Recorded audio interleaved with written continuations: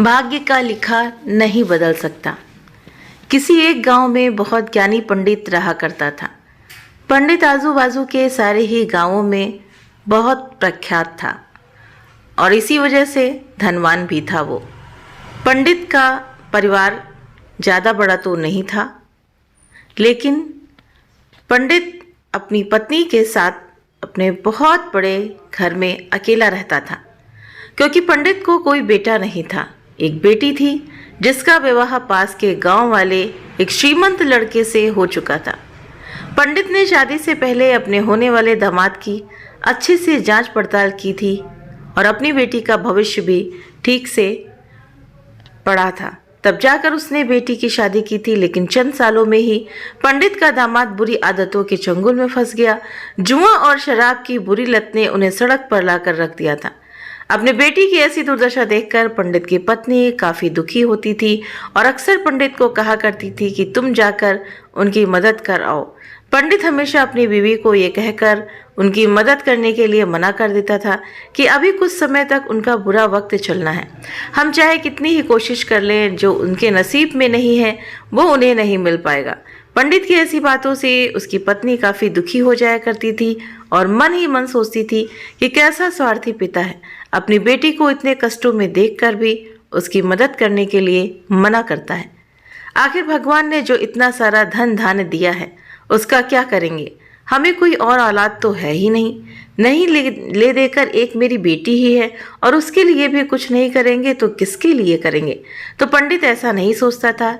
ऐसा नहीं है कि पंडित अपनी पुत्री से प्रेम नहीं करता था, लेकिन उसने अपनी पुत्री की कुंडली इतने अच्छे से पढ़ी थी और वो ये पहले से ही जानता था कि वो चाहे किसी भी लड़के से शादी करती, लेकिन उसके जीवन में यह समय आने वाला ही था और बिना इसे भुगते उसको छुटकारा नहीं मिलने वाला था। एक दिन खाने पीने के लिए भी मोहताज हो चुके पंडित की बेटी और दामाद उसके घर पर आए। पंडित ने और उसकी बीवी ने दोनों का खूब आदर सत्कार किया और खूब अच्छा खाना भी खिलाया। बेटी और दामाद की पंडित से सहायता मांगने की हिम्मत न हुई, इसलिए वो बिना बोले ही वापस अपने घर को लौटने लगे। लेकिन माँ तो माँ होती है, पंडिताइन से रहा नहीं गया और बिना पंडित की इजाज़त के उसने चोरी छुपे बूंदी के लड्डू बनाकर उसमें सोने के सिक्के रख दिए और बेटी और दामाद को दे दिए, ताकि बेटी और दामाद की कुछ आर्थिक सहायता हो सके। पंडिताइन ये भी जान गई थी कि बेटी और दामाद शर्म के मारे उनसे मदद नहीं मांग रहे थे, इसलिए उसने बेटी और दामाद को भी लड्डुओं में छिपे सिक्कों के बारे में कुछ नहीं बताया। जाहिर सी बात है कि जब वो लोग घर पर जाकर लड्डू खाएंगे तो उन्हें उसमें सोने के सिक्के मिल जाएंगे। इस तरह बिना उनके मांगे ही उन तक मदद पहुंच जाएगी, ऐसा पंडिताइन ने सोचा। तो सोचकर पंडिताइन मन ही मन अपने बेटी की मदद करने के लिए बहुत खुश होने लगी। पंडित के दामाद और बेटी उन दोनों का आशीर्वाद लेकर अपने घर के तरफ रवाना हो गए। उन दिनों गाड़ियां तो होती नहीं थीं, घोड़ा गाड़ी या बैल गाड़ियां चलती थीं। पैसे ना होने और चीज़ों की लेन देन से तो व्यवहार होता था। बेटी और दामाद का गांव पंडित के घर से कोसों दूर था, फिर भी पैसों की कमी के चलते वे चलकर अपने गांव की तरफ निकल पड़े। थोड़े दूर ही चले थे कि पंडित की बेटी के पैर में मोच आ गई और अब उसको चलना भी मुश्किल हो गया।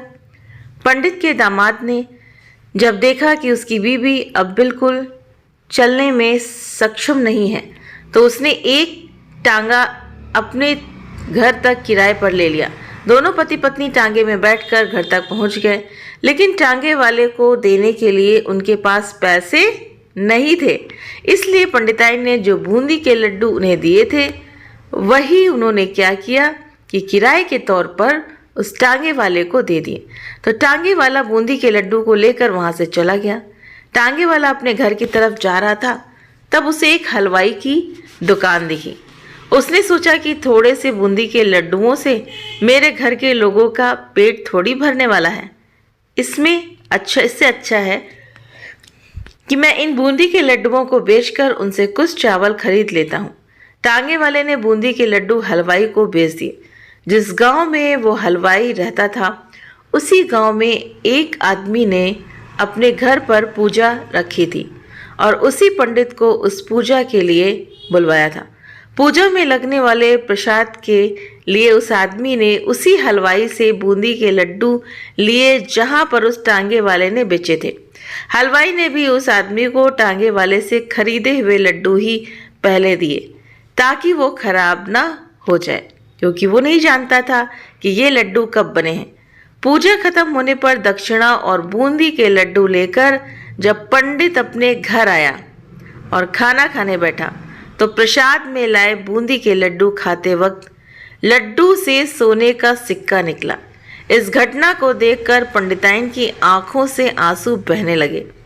पंडित ने जब पंडिताइन से उसके रोने का कारण पूछा तो पंडिताइन ने पंडित को सब कुछ बताया और पंडित से उनकी बातों पर भरोसा न करने के लिए माफ़ी मांगी।